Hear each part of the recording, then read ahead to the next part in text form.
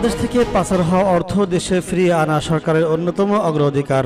অন্তর্বর্তীকালীন সরকারের প্রধান উপদেষ্টা ডক্টর মোহাম্মদ ইউনূস বলেছেন, এই সরকারের অন্যতম অগ্রাধিকার হচ্ছে শেখ হাসিনার 15 বছরের স্বৈরাচারী শাসনামলে পাচার হওয়া বিলিয়ন বিলিয়ন ডলার অর্থ দেশে ফিরিয়ে আনা। সোমবার 2রা সেপ্টেম্বর আন্তর্জাতিক মানবাধিকার আইনজীবী টবি ক্যাডম্যানের সঙ্গে সৌজন্য সাক্ষাৎ করতে গেলে তিনি একথা জানান। টবি ক্যাডম্যান ব্রিটিশ আইনজীবী, মানবাধিকার কর্মী, প্রত্যাবর্তন বিশেষজ্ঞ এবং লন্ডন ভিত্তিক দ্য টেনোসাইড 37তম ল ফার্মের যুগ্ম প্রধান। ক্যাডম্যান ডক্টর ইউনূসকে জানান, গত জুলাই ও আগস্ট মাসে সাধারণ ছাত্র জনতার উপর আইনশৃঙ্খলা বাহিনী যেভাবে নির্বিচারে গুলি করেছে তা সরাসরি গণহত্যা। বিপ্লবের সময় মানবতা বিরোধী অপরাধ সংগঠিত হয়েছে বলে জানান তিনি।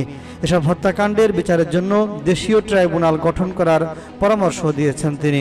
ক্যাডম্যান বলেছেন, বাংলাদেশকে দ্রুত সত্য, ন্যায় বিচার ও জবাবদিহিতার জন্য একটি কার্যকর অভ্যন্তরীণ আইনি কাঠামো প্রতিষ্ঠা করতে হবে, যা যথাযথভাবে আন্তর্জাতিক মহলে সমর্থন পাবে এবং বাংলাদেশের জনগণ গ্রহণ করবে।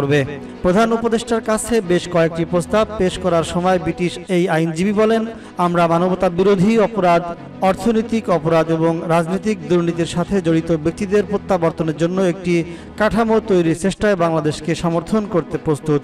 যারা দেশ ছেড়ে পালিয়ে গিয়েছে তাদের ফিরিয়ে আনার জন্য আমরা কাজ করতে চাই।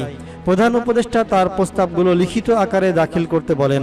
তিনি বলেন, ছাত্র নেতৃত্বাধীন বিপ্লবের সময় যারা গণহত্যার নির্দেশ দিয়েছেন এবং পরিচালনা করেছেন তাদের আন্তর্জাতিকভাবে গ্রহণযোগ্য বিচারের জন্য তার সরকার প্রতিশ্রুতিবদ্ধ।